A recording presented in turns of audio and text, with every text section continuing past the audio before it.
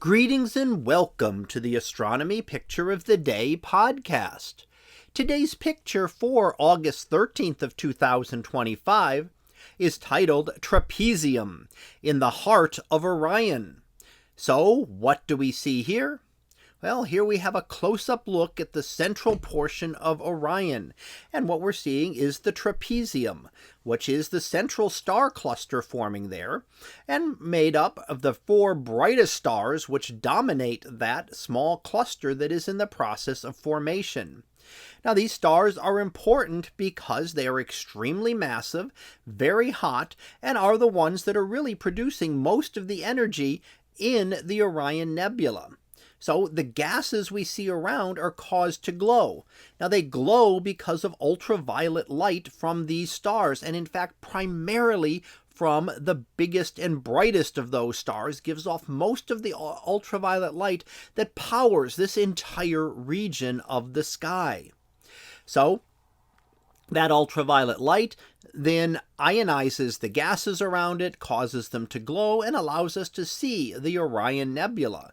Gases otherwise are quite invisible to us. They normally don't give off any light, but when energized by ultraviolet light, the electrons can be ionized and then excited and caused to glow as they transition between various levels within the atom.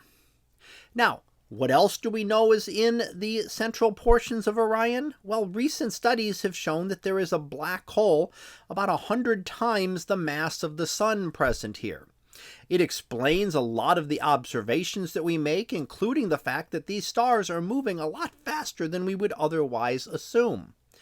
So, a black hole there possibly could happen because you have so many massive stars close together, and once you push stars over a certain mass limit, they hit a certain amount of mass in a certain volume, there is no choice except for it to collapse downward. Gravity will take over, and we will end up having a black hole.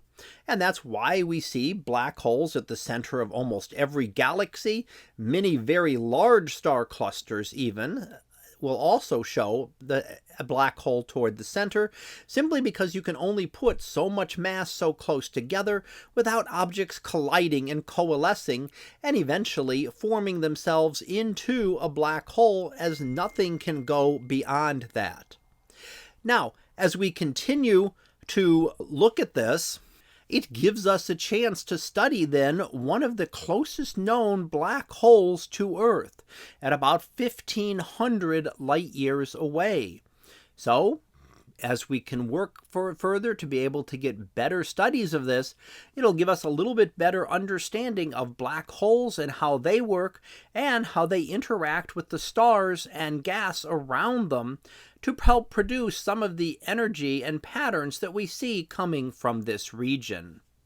So that was our picture of the day for August 13th of 2025. It was titled Trapezium in the heart of Orion. We'll be back again tomorrow for the next picture. So until then, have a great day, everyone, and I will see you in class.